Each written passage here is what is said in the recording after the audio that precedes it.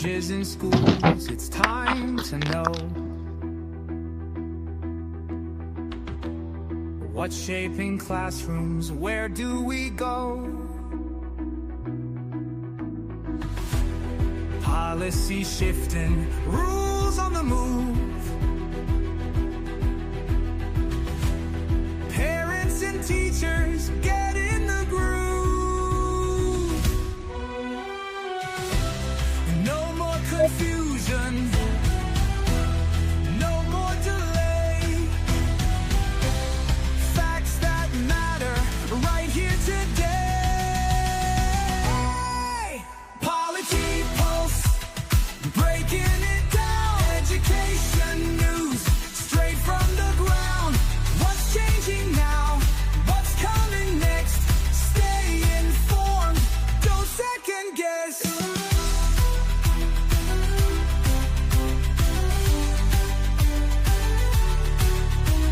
Decisions are made, the future's at stake. Let's get the facts, there's too much at play. This is Policy Pulse, Education Edition.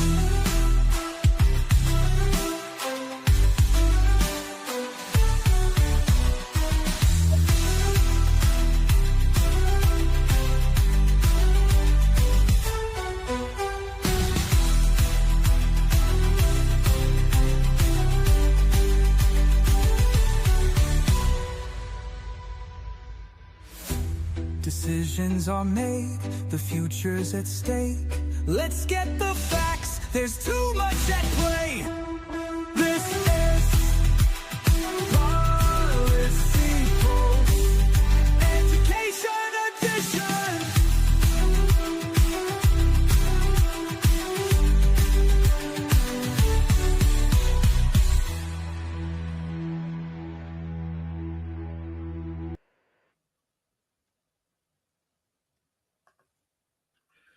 Good evening, everyone. This is Katina Taylor. I am one of the co-hosts of Policy Pulse. Here comes our other person. There she is. Hey, girl. Hey, girl. Well, Hey. welcome. How are I feel like you? we haven't been together in a couple of weeks. At least I it feels know. like longer, right?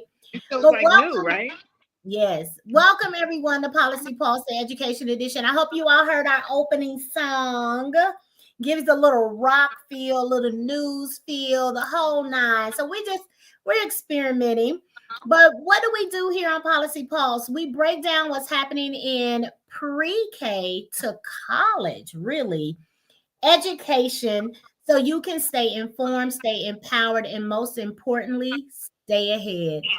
So I am again Katina Taylor, one of the co-hosts, and I'm going to throw it to my lovely co-host Cecilia. Tell the people hello. Hey, everyone. Happy Thursday. It's a beautiful spring day. I do want to apologize. I'm having some computer issues, and so I'm on my phone. So if you see me flipping around. Uh-oh. We may have lost her. Oh, there it you go. is again. I was sharing that I'm having some technology issues today, but I hope it works out. It will for sure. So today, you all, what we are going to be diving into, let me get up our, there we go. Both of us, there we go.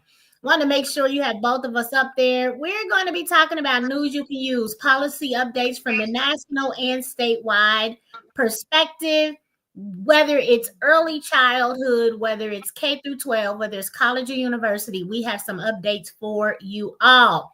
But of course, before we get started, we always want to give our disclaimer so that you understand and know that the views and opinions expressed by your co-hosts, myself and Cecilia, do not reflect the views of any organization, business, or entity that we may be affiliated with. Remember that the views and opinions of what's expressed on this broadcast does not reflect the official policies, positions, or endorsements of any organization, business, or institution we may be affiliated with. It's all on us, right? It's all on us. We attempt to present you with objective, clear, factual, information around education policy so that, again, you are informed and you can stay ahead of the game, right? So our mission, right? Education news you can use because policy impacts people. You need to know as an educator, as a parent, as a community member, tax-paying community member, right? Board level service leader, district level leader, whatever your stake is in the field of education, you will be impacted by the policies that are happening at the federal, the state, and or the local level. So that's why we come on to make sure you are informed. What are we covering tonight, Cecilia? Uh-oh, you're muted. You're muted. Let me unmute you. Okay, there you go. We are covering local, state, and educational updates and federal court rulings and executive orders. And remember, I'm having technology issues, so I can't get into my computer. Okay, I got you. I got you. That's what we do. We have each other. We are. I probably should have let you just like have this one tonight, like I did when you had stuff. I was with Monica by myself. Yes. But you know what? If you need to hop off or if something happens and you can't get back on or whatever, we got it. We'll keep moving. We won't look. I'm gonna say it like the church. You know, we won't be before you very long. I'm gonna say it another way. We're gonna hit it and quit it. Oh, I don't. Oh, we hit full circle, 360 right there. From the holy child to the heathen child, right? And everything in between, for sure. So I just wanted to let everyone know what we're covering. I'm going to hold this off, and I'm actually going to come back over here so you all can see us as we talk through what's happening. First and foremost, we have some congratulations from one of our sisters in the field of education right here in the state of Missouri. Yes, so while we have you and it looks like your tech is working, go ahead and give a shout out to our girl. You know who I'm talking about, right? Give a shout out to Deidre Anderson Barbie, who has been appointed. What is her actual appointment title for Desi? If you all don't know. The Assistant Commissioner in the Office of Childhood. So that means that she is able to use her specialty in early childhood education, you all, to really be able to help us look at policy, help policies move forward, have a different lens around this. Deidre has had a very storied career. Going back to Hickman Mill School District in early childhood education. She was also, I don't know if it was president, CEO, executive director for St. Mark's Early Childhood Center. Yep. And here in the historic Northeast in Kansas City, I believe is what they would say. And now doing this, she has done wonderful work, has always been an advocate for the things that we need for children. I think oftentimes people think that our children's journey in education starts at kindergarten, and we forget about all the learning that happens between 0 and 4 and 5 years old. As a trauma-informed and restorative-informed educator, I tell people when I was in middle school, the only 2 times we have all this influx happening in our body of senses, of learning, of development is 0 to 5, and then again from about 11 to 14. So it's a reason why those middle schoolers act the way they do. It's because their bodies are happening in all the different ways. And unlike when they are children, children that are 0 to 5, babies, they can express all the feelings of tension, all the feelings that all those things that are happening. They know that. And so, yeah. So, congratulations, Deidre. We are so happy for you. We know that you will do great things, and we can't wait to have you on the show. And just for you all that may not know, the Missouri Office of Childhood, and again, Deidre has been appointed to that office as the Assistant Commissioner. It coordinates programs and services related to early childhood education, child care, and family support across the entire state. So the way in which the announcement was made, it says her appointment is seen as a move to strengthen Missouri's commitment to quality early learning and greater access for families. So again, congratulations, kudos to Deidre. We look forward to the amazing work you're going to do as you continue to support early childhood educators, children, families, community. She's bringing a very, very specific and differentiated perspective, and we love that. We want that. Absolutely. For sure. Cecilia, I have a question because your tech is still going. I want to share first, and then I'm going to ask you I'm going to say, what are you reading? What are you currently reading? I want to share what I'm reading because it has been every day. It's a 13 chapter book. I'm at the final chapter today, but every day that I have read it or listened to it, my head popped off my shoulders, spun around a couple of times, and then it just came back to rest. There were times where I screamed, I cried, I was inspired, I was saddened, I was confirmed. All of the feelings that you can think about have been present. And so the book is Original Sins: The Miseducation of Black and Native Children and the Construction of American Racism by Eve L. Ewing. I love that book. Yes. I hope, I pray that this text is required reading for any pre-service teacher, current education professional, and or retired. It is necessary. I don't want to speak it into existence, but I can almost imagine what's going to happen because one, she's traveling all over the country, speaking, talking about this. I cannot wait to reach out to her and get her in Kansas City. Like, it's a must.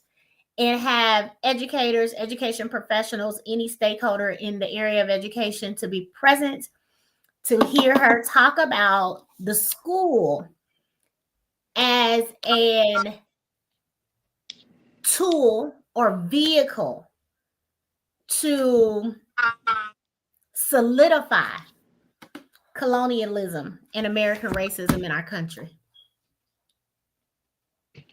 You know, you speaking my language.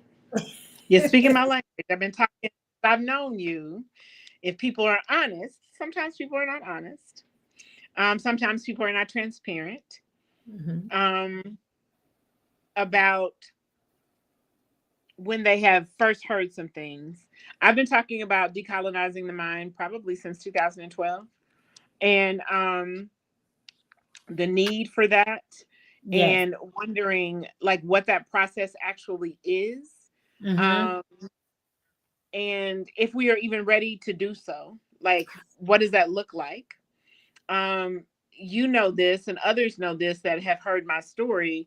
I used to say that I wanted to be about the business of dismantling our current structures and creating a liberated structure. I don't even know if we know what creating a liberated structure looks like, what it would be, because we have been colonized for so long.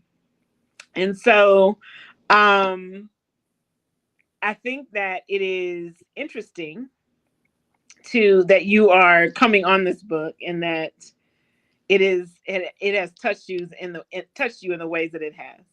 And I will tell you, I did not stumble across this on my own. I, along with some of my surge siblings, are reading this. So I'm connected with folks on the East Coast, additionally in the Midwest, and the Southern region of the United States. And we are virtually reading, discussing this book. And I would encourage, like I said, anyone. Because I mean, 13 I would say it's a companion book. Go ahead. It feels like a companion book to the miseducation of, the Negro, right? Like it should be a companion book. Yes, absolutely. She has another book, Ghost in the Schoolyard, about the school closures on the south side of Chicago. And while it's specific to Chicago, we know that across the country, school closures have happened in urban centers for various reasons. So I have already bought it. I'm looking forward to reading that. I am her new fangirl. I absolutely am. She has a children's book out as well, Maya and the Robot. So that's on my list to grab for my granddaughter. She's a futurist. She's a poet. She is truly a Renaissance woman. And so I'm just excited. After art. Right? Yes. Y'all doing the same. Yes. So what are you reading? What will you be reading? Let the folks know. What should they be reading? What I am reading right now, finishing up, and this is my second read. This is a book. It's called What It Takes to Heal by Prentice Hemphill. Prentice is, I believe that they would identify themselves as a variety of things, Renaissance person as well. They go by the they, them pronouns, African-American activist, socialist, I would say social justice warrior, theologian, community builder. And it's really delving into this process of decolonization in all the ways, right? Decolonization in all the ways, from patriarchy as well, from classism, and the things that we must do as American society. I know people were thinking it is individual healing, yes, but it is also collective and collaborative healing. And what do we do? Like, what are we going to need to do in order to heal from what I believe is the original sin of the United States? And I would probably say Western culture and Western world is the sin of slavery, the sin of racism, the sin of judging a person by the color of their skin. And it has been pretty phenomenal. I think it can be a sister companion to My Grandmother's Hands by Resmaa Menakem, with quite a few others. And what's the title again, Cecilia? What It Takes to Heal.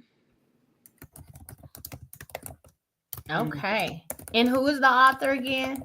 Prentice, Prentiss, Hemphill, Hemphi. I believe it's double L. All right. What It Takes to Heal. I love it. I just wanted to make sure we put that in the comments so if people want to go back and take a look and figure out if those are texts that they want to engage with, as we have described them, how meaningful they've been for us. You know, the thing as I think about Eve Ewing's book is some of the things that we currently do in school environments that were shaped by America's construction of racism. For example, I'm going to give one example, then we can jump into policy. Something as simple as it is policy, right? Something as simple as school pictures. Mind blown, right? That if you took a historical photograph of Native American children who were stolen, kidnapped, terrorized into attending American boarding schools so that they could be quote unquote civilized. You know, the practice was at that time that they would take a before picture of how they naturally existed in the world and an after picture in where their hair had been cut, where they had been put in military style school uniforms and lined up. And when I think about, you know, we can just visualize the line, how we line up children to take photographs. They mirror the traumatization of Native American indigenous children from boarding schools. And we continue that practice to this day, which was taken from our military. Walking in lines, military. Oh, God, disgusting. Say that again. The formation. Yeah. Get information. Huh. Totally different than what Beyonce meant. Not the Janet Jackson, Beyonce. Get information, right? Yes. I'm glad you said Janet Jackson because that show was long before Queen B. Just I, saying. I think Sometimes we forget. We got to be reminded. I think she would say the same. I hope she would anyway, but yeah. Absolutely. So I just, I felt guilty. I felt a certain amount of shame that I did not know many of the historical reasons why we do what we do in education today, and how unwittingly we are in perpetuating and continuing the cycle of abuse when we know it's no good for children. Oh, absolutely. We know that sitting in rows and expecting a child to be still is not developmentally Appropriate. appropriate for most children to for much sooner for much longer than what we do. We shouldn't probably do that until high school age, perhaps middle school, but I don't even think middle school. We know things like, why is it? I started noticing this when I was moving in instructional facilitation and outside of the classroom responsibility, and was able to visit other schools, wondering why in urban core do we do things like the bubble. Yes. Yes. Especially for elementary age children. Why do we have children stand in a line with their hands behind their back? Why are we criminalizing children for behavior that is developmentally and anatomically appropriate? Mm-hmm.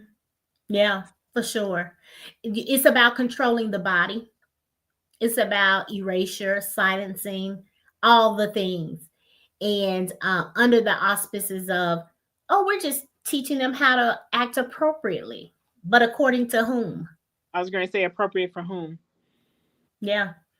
Whew, Lord. Yeah, I could be, oh, honey. That's a whole nother conversation. So let's dive into some of these policy updates. We do hope that you check out one or both of these books. They will hit you differently depending on where you are, what you need. And then always, once you have encountered, I think, a good book, a good text, I think it's imperative. I think it's our duty to share and encourage others to also pick up the book. So I'm grateful and thankful for my surge siblings for recommending and picking this book out. And with that, I want to dive on in. I want to dive on in to this policy stuff. So, Cecilia, you ready? You ready? Yes, that harkened back to my mother saying, Cecilia Evelyn. I'm like, okay, so the Trump administration's upcoming budget proposal includes plans. You ready? You sitting down? To fully eliminate the federal Head Start program, which serves about 750,000 low-income children nationwide. It's, of course, part of the broader Project 2025 policy blueprint, and it would end 6 decades of comprehensive early childhood education and care for vulnerable families.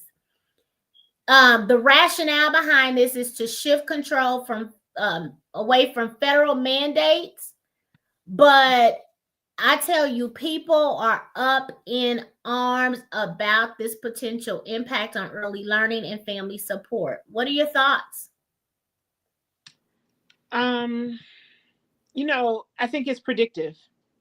I think when we are looking at, I just did a training last week with one of my clients, and they asked me to take them through a decolonized lens through implicit bias and microaggressions.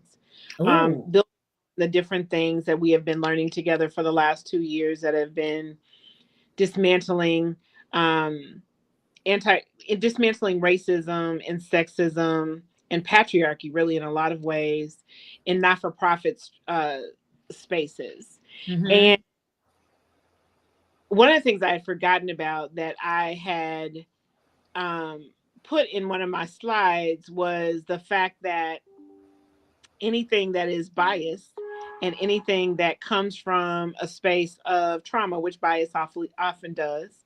We all have them. I share about the fact that I'm very biased towards Brussels sprouts. I love Brussels sprouts. I do not like cabbage unless in an egg roll or in some coleslaw. Like, I'm not a soggy cabbage with cornbread girl. I prefer greens. So to let go of, oh, I don't have any biases. We all have biases. Absolutely. What we don't recognize often is that our biases are predictive, meaning they're predictable. Mm-hmm. I think that what we're seeing from a person who comes from wealth since they entered into the world, who is being pushed by the wealthiest man in the world, who's never needed safety nets, who have never needed ways in which we help those that are more underserved. I did not go through Head Start. I don't believe you did either. And I still know that Head Start needs to exist. I didn't, but my son did. And that it's needed, it's useful, it's helpful. It gives that same thing that we were just talking about how we've institutionalized education. Yeah. I remember that unfortunate year that I taught kindergarten. Same. Still have trauma from that. It takes a special kind to do kindergarten. And it is not me. Not me. It took me 6 weeks for me to recognize that I needed to flip my voice in a certain way because, my voice is boisterous. It can be loud. I have a deeper tone. Yes. And I would say, Katina, tie up your shoes, please, before you go outside. Tears. And I was like, I just asked you to tie your shoes, baby. What is going on? Right. So anyway, that same way that we penalize and punish children whose parents have not had either the economic resources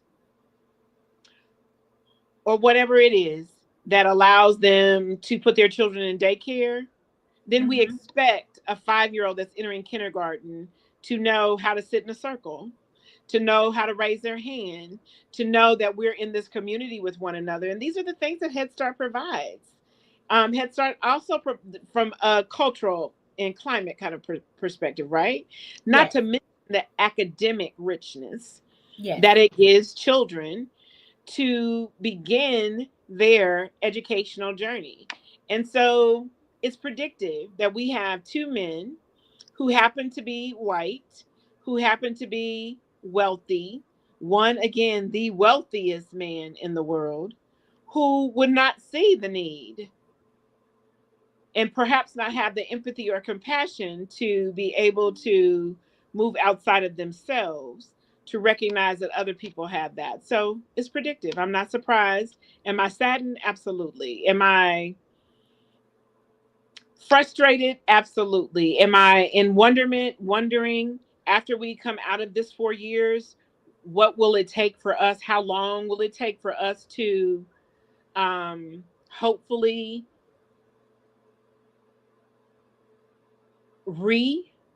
I'm trying to find the right word.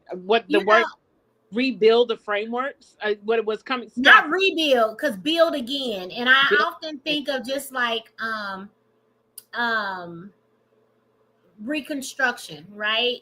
That era. It was constructing the same controls, just in a different way. So I don't want us to rebuild anything. I want us to reimagine. Yes. I want us to dream big and differently. I hope that our memory is not as short-lived as it has been throughout the COVID pandemic and what we thought would happen. We've forgotten all the things we used to do. We forgot that philanthropy found out in 3 months that they could give to Black and brown not-for-profit organizations in ways in which they had never done before. Yeah. Gotten all these things. Yeah, we our memories are short, that's for sure. So I am also saddened by this, and I would hope that Congress does not just rubber stamp this, because their children too will be impacted in some shape, form, or fashion, especially if they are special needs, especially if they have children in their families who don't necessarily have access to the resources that they may in their immediate household possess. Please understand and know that everyone will be impacted. 1 million children, for sure. So, moving on to the next thing. This one is even more scary. An executive order regarding school discipline has been signed. It is to overhaul federal school discipline guidance, rolling back prior equity-focused policies and directing new guidance to ensure discipline is not based on racially preferential practices. This could reshape how schools approach student discipline and equity, as if it doesn't already, because we know the data tells us that children of color are suspended more. They are in ISS more. They are their infractions, while maybe exactly the same as their white counterparts, are more harshly punished. I'm sure that if we looked at student discipline hearings where they are getting expelled from educational institutions in the K-12 system, there would be a significant disparity. Now what we are saying is it's okay to do that. We are removing the protections that were potentially created and could have potentially had the impact to not see those disparities. We should think about this from right here in Missouri, from the perspective of trauma-informed schools and the Missouri model for trauma-informed schools that very much targets that in its preface and in all of the 9 phases that it says that schools should go to be fully trauma-informed. One is very looking with a fine-tooth comb and a microscopic lens, the data, and being able to see the infractions.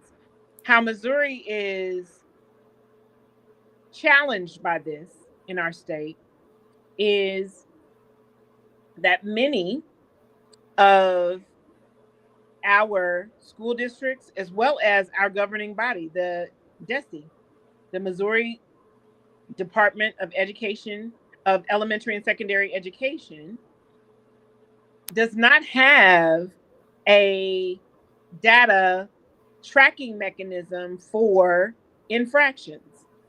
So if I'm a teacher with my own biases, because remember, I just said we all have them. Yes. And I prefer quietly working children. And there are children that I teach that are not timid and quietly working. I can say, hey, I am writing Katina up, and I don't have to have a reason why. And no one can track that. And there's no in terms of that particular teacher and how many infractions and things like that. Now, will local districts can track that, right? They can, but if you're saying that this child is disrespectful, and there's nothing that defines disrespect, well, that's going to be up to me, right? It's very subjective. Yes. Ooh. Well, we certainly know that, so I have the audiobook of Original Sin as well as the hard copy. And, she went down a plethora of things around school discipline. Our kindergartners that have been maced or put in the back of police vehicles or put on the ground and handcuffed or shoved outside in the snow with no coat. So what did all those children look like? Say that again. What did those children look like? They look like us. They look like us. Yeah. If they weren't indigenous, they were Black for sure, Hispanic for sure. And so I think about those types of instances increasing in number very significantly should this move forward. So therefore, I am hard pressed to believe that our children will be safe, not from other children, but from adults in the system, because we also know that girls are adultified, right? They are seen, boys and girls, Black boys and girls, Indigenous boys and girls are seen to be older than what they are, and as if they have less pain response and things of that nature. So how do we keep them safe? Becomes the question. Another executive order that was recently signed establishes a federal task force to promote artificial intelligence. Now, anybody that knows me knows I love AI. However, this is for artificial intelligence education in K through 12 schools, including teacher training and public-private partnerships to integrate AI literacy and skills into classrooms. Now, on the surface, that sounds great. Wonderful. We should also ask ourselves how our second in command, because it doesn't seem to be what is JD Vance. It seems to be Mr. Musk. Ask us where the bulk of his wealth comes from. Public-private partnerships, did we say? AI. Public-private partnerships, we say? I'm just saying. Who will benefit from this? We're very objective here, though. We're just bringing up a question. We're asking the question. Just asking. I said public-private partnerships, we say? We say? I have a wondering. That's all I can say. Now, also, we all know that ESSER funding has, been spun down. Pandemic relief for child care spun down, but it puts on a lot of pressure on the states themselves to sustain child care systems independently. However, there's no new federal funding for the states, so the states must decide whether to invest their own resources in early learning programs. One thing I will say is there is a significant number of state level officials, governors across the country that have prioritized early childhood and look to be putting some funding there to either sustain what we currently have, but perhaps not introduce new seats. Although we know that we lack a sufficient number of early childhood seats as it is, especially Missouri, especially in Kansas, and I'm assuming in other states as well. So I don't know what we will do moving forward. Outside of remembering, go ahead. The cultures that I idolize is the respect.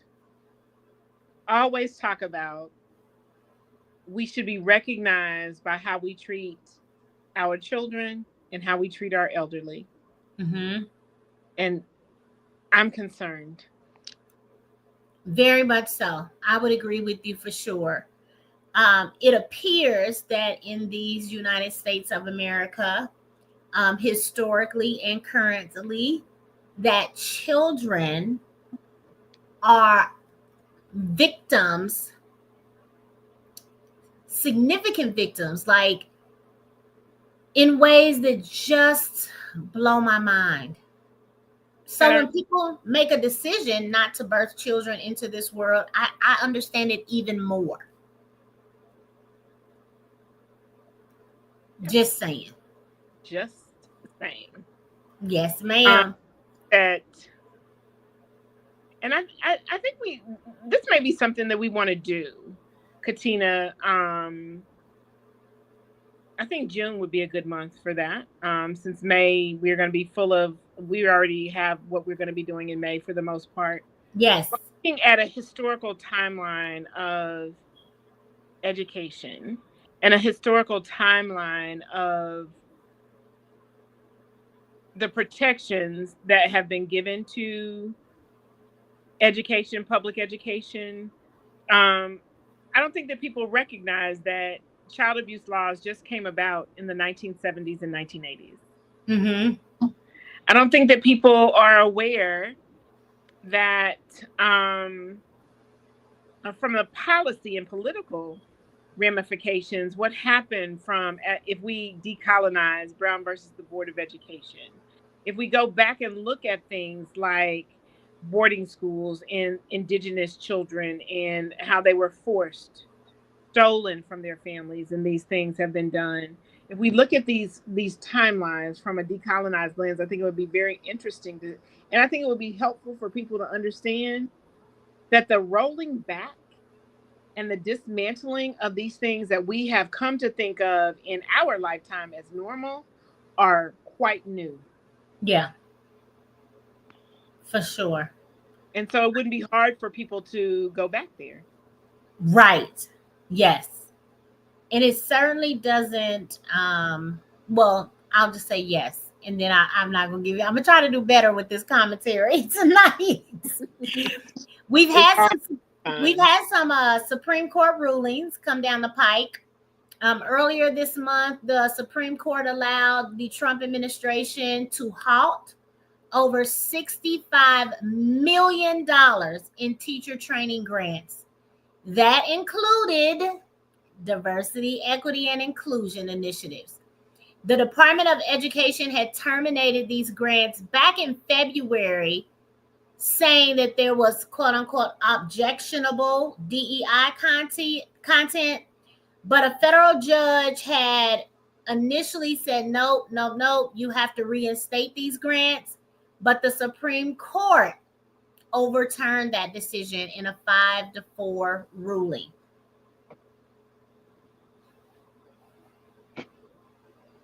So the dollars that were coming down the pike to support a workforce that is about almost 80% white women, teaching a significant number, depending on where they are, a significant number of Black and brown children, immigrant and refugee children, etc., to not have any training in diversity, equity, and inclusion. Thereby, perhaps, again, centering adults and their biases, not centering children and what they need, and in my opinion, making them vulnerable and or unsafe in school environments. What do you do with that? You see, I'm sitting here stunned, speechless. For me to not have anything to say, it's just, when I was in buildings as a teacher, I think it's important for folks to know our trajectories, right? Yes. Not that I need to be credentialized, and some people need that.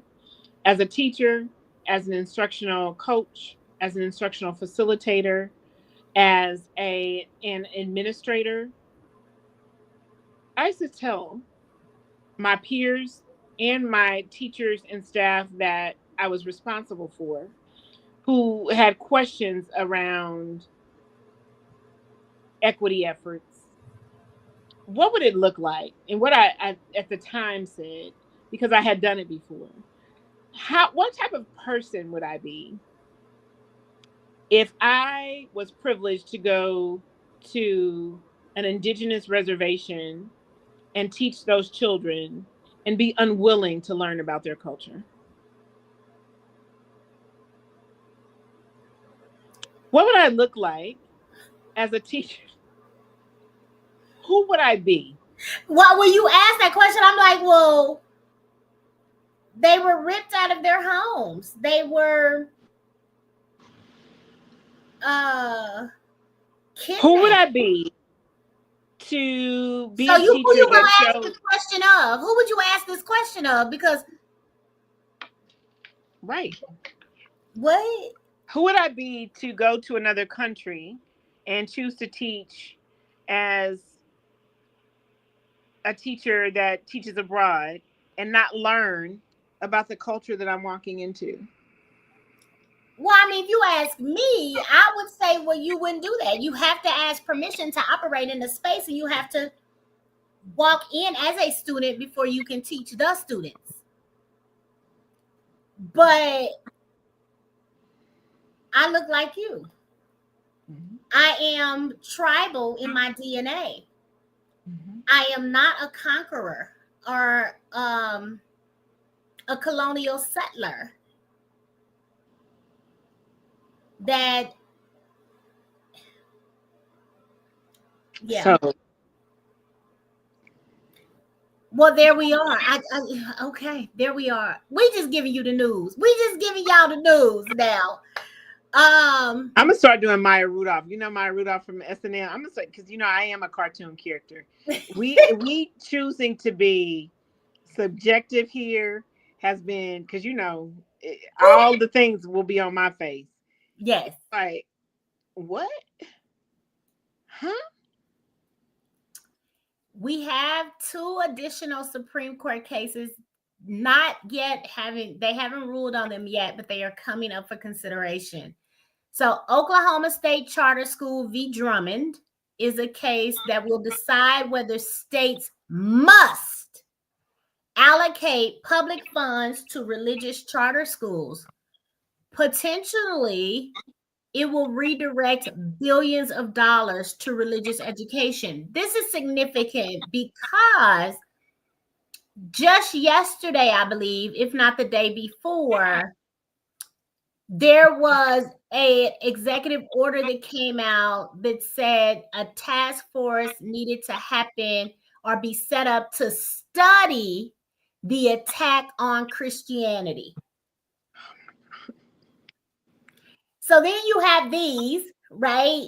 Okay, then here's the other one. Mahmoud, I believe is the way you pronounce it. Mahmoud, Mahad versus Taylor, no relation. This case involves whether religious parents can opt out their children from public school curricula that they find objectionable. So just religious parents can opt out their children out of the curricula that they find object. Now, does that mean Muslim children? Does that mean Hindu, Buddhist? Where do we help me? Where do we stop? Slippery slope, I think. Mm-hmm. I remember it was my first it's one of my first memories of difference. Was being in school with Jehovah's Witness children who did not celebrate birthdays. And I love, birthday is my favorite holiday. Yeah. I love celebrating people's birthdays and being like, and the things that the child would have to do, or those types of things. Then I remember being in school with Muslim children and prayer.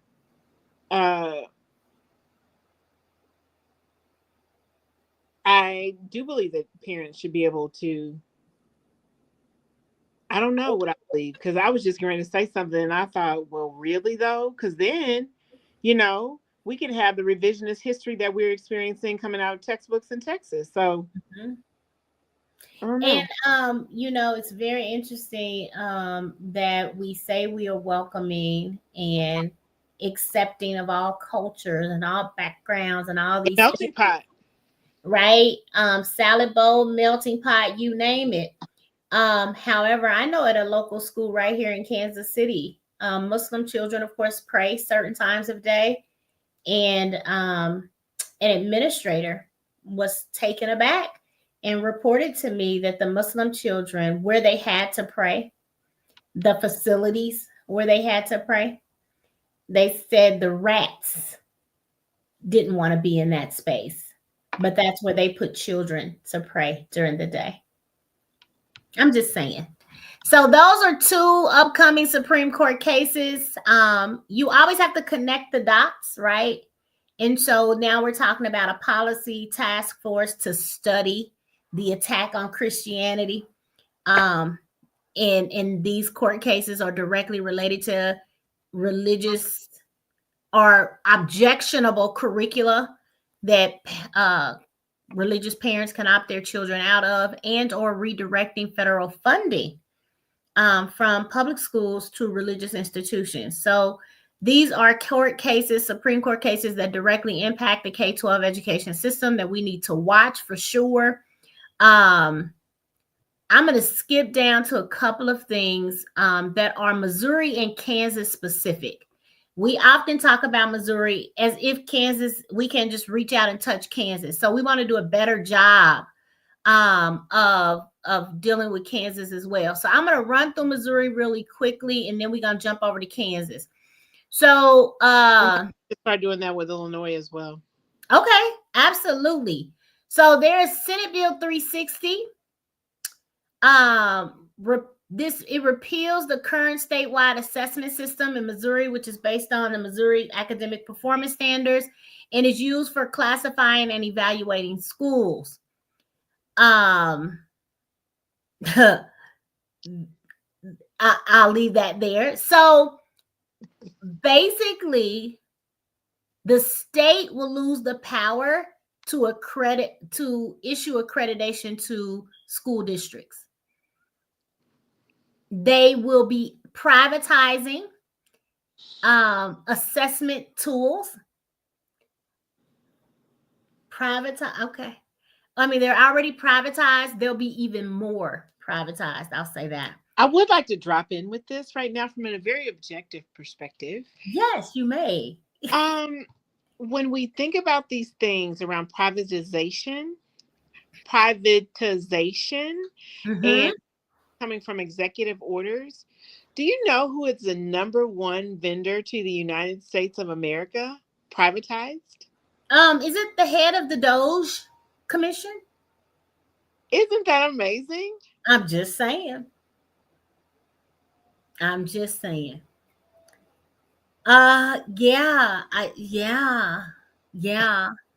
Did we also mention, so this is so you all go out and look at Senate Bill 360. Just go look at that. It's called the Education Freedom Act, right? This is Missouri. It is a comprehensive piece of legislation recently passed by the Missouri Senate, and it aims to significantly reform, there's the word again, form again, how public elementary and secondary schools are assessed, held accountable, and accredited in Missouri. Just you go. Also, I think we may have mentioned this before, but I wanted to remind people that the State Board of Education in Missouri announced plans to establish a commission on urban education to address challenges faced by urban schools in Missouri. Details are forthcoming. Can I share this? You may. Can I share that when you go down, like both of us like data. I'm not one that did not like data in schools. I enjoyed it. And I'm not, normally it would not be my zhuzh. And I also recognized that I needed to learn it and keep my eyes there. So that we had a different lens than what might be coming from other spaces. Did you know that the data of urban schools and rural schools are almost exact? Interesting. Yet, is there what is the name of this program again, Katina? Because I can't get in my computer. A commission on urban education. Do we also have a commission on rural education in the state of Missouri, especially since Missouri is about 75% rural? Oh, okay. Not that I'm aware of. You asking, was that a rhetorical question or an actual question you wanted me to answer? It was rhetorical. Okay. I just thought, not that I'm aware of, though. That's what's going on in Missouri. We gotta delve more into this whole Senate bill thing, but I want to jump over because I'm looking at the time and we really are past time. But I want to hit Kansas because we leave Kansas out. So several important education developments have occurred in the state of Kansas recently, and we think you all should be aware of them. One being that $22 million in federal education funds were cut. The Trump administration rescinded. So it was given to Kansas, but they rescinded the federal funding. Now, here's what it was targeted for: to help Kansas students recover from pandemic learning loss. $7.6 million for letters training. $6.6 million for data tracking to monitor student progress, and $3.6 million for high quality instructional materials for struggling students. Now, the U.S. Department of Education said that Kansas missed a spending deadline, but the state officials in Kansas say that ain't true, and they are hoping to have those funds restored. It certainly directly impacts literacy and math initiatives, recovery efforts. 40% of Kansas fourth graders are scoring below basic in reading. And most still haven't got back to their pre-pandemic achievement levels. We don't recognize that. We knew, everyone told us, right? CDC, U.S. Department of Education, doctors, social workers. I hope teachers said it too, but I don't know. I do believe the NEA said it, that we knew that there was going to be a 3 to 5 year lapse. Yeah. And that probably a decade before learning data would be back to normal. And so to think that people don't need resources and safety nets and microscopic attention when it comes to these types of things, that children and their families don't need that. Mm-hmm. Teachers, again, for that matter as well. I'm just saying, if you want to improve literacy rates, scores, and we know that teachers that are currently in the classroom more than likely did not attend a school that prepared them to effectively teach literacy, is certainly not structured literacy or the science of reading. You want to cut letters training, all the funding for letters training, which is the method, the vehicle used to catch up the teachers so that they can effectively teach literacy.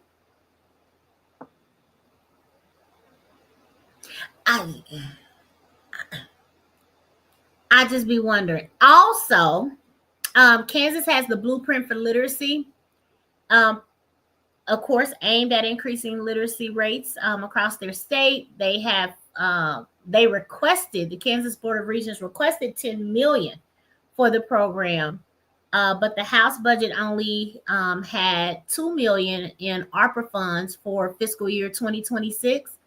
So they are really trying to figure out what to do around literacy in the state of Kansas. Again, when 40% or more of their children are struggling, have some challenges. So, yeah, Kansas has a lot going on. Interestingly enough, their school finance formula, it is set up to use it's based on weighted enrollment. So not actual. So is that like free and reduced lunch? Like if a certain percentage of your students get free and reduced lunch, we automatically say 100%. Just wonder what that means. Sure, I should probably look at some of the Title I things too. Yeah. They are also Senate Bill 45 in Kansas, the graduation rate calculation reform. You have this many students graduate, we have a percentage, basic math. But now we're doing a graduation rate calculation reform. changes how graduation rates are calculated for accreditation, excluding certain virtual students from dropout statistics. If they're virtual students, then they're not dropouts because they're just going virtually. Yeah. Help me understand.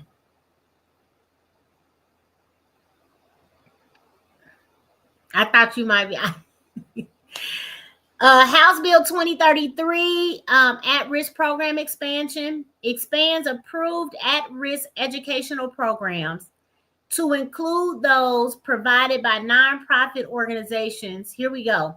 Accredited by the International Multisensory Structure Language Education Council. So if you can't get accredited by this group, then you can't serve as a vendor, partner, nonprofit. And why that group? And why that group? Who's on that board? I'm just wondering. As our friend Nicole Price says, we got a lot of work to do. We got a lot of work to do. I don't even think, I think she says we got work to do. I added a lot. A lot. A lot. Oh, that for the most part is what we had to share today. We are behind time. We're a little over time. If it leaves you with questions, if it leaves us with questions, we can only imagine the questions you all have. I don't.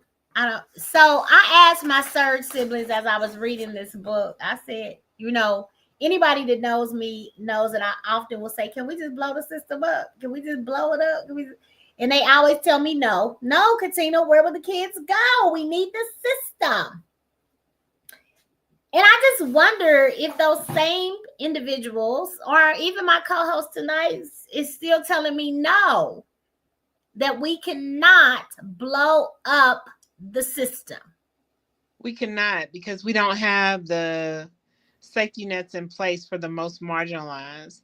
Your grandchildren would be fine. My niece and my nephew would be fine. Their friends most likely would be fine. But what about those that do not have the resources that we have? We can't, unless we can do something with some social safety nets, with some academic safety nets, with some community safety nets, and ways in which we link together. I think no. Okay, you answered. You answered the question, and I'm gonna leave it right there. So, you all, what can you do? What can you do? Stay informed. Attend meetings at the local, state, and or national level. Virtually, they have things where you can give public comment when policies are coming down the pike, if they are not going to be done by executive order. That's a whole nother thing. Testify before your state and or national Congress members, etc. And your school board. Yes, your school boards. Advocate, mobilize, organize, research, make some demands. Ensure that you have really done the work so you know what you're asking for. Oh, no, I can't say that. Okay. Build community so that you don't feel alone in this ever swiftly changing ecosystem that is education. Use that 5 Calls app again every single day. As much as you think about it, make the calls to your elected officials to remind them that they should be representing your interest and not their own or their friends who are gazillionaires, right? So those are some of the things that you can do. Continue to be with us because knowledge is power. Understanding that communities matter and that kids come first, right? Policy impacts people. We have said that before, but especially our children who have been silenced and cannot often speak up for themselves. However, I will say, as Emmanuel Cleaver said the other night, I suppose, when KCUR hosted their town hall, he said, I am quite clear that young people have consistently created change in this country, and he does not feel that it will be any different this go round. So activate your young people, activate those college students, etc. I hope so. That being said, Cecilia, I think that's it. You know, that's a wrap for tonight's Policy Pulse Education Edition. I always have my notes. I like them. Let me make sure we got some stuff going on.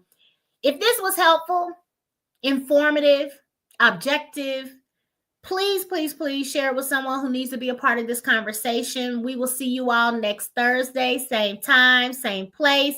Until then, as we always say, stay informed, stay engaged, and let's keep pushing for the best in education. That's all I got. You got anything, Cecilia? You want to wrap anything? When you said same time next Thursday, I was like, same bad time, same bad channel. And hopefully it won't be any more bat crazy. That part. All right, y'all. Let's see. Yep, we covered all of our slides. All right. Yes, we did.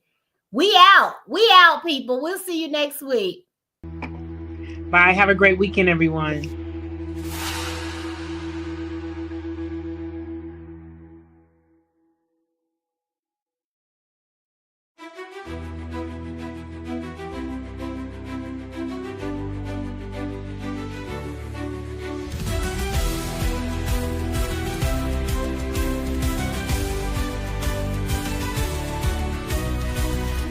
Big changes in schools, it's time to know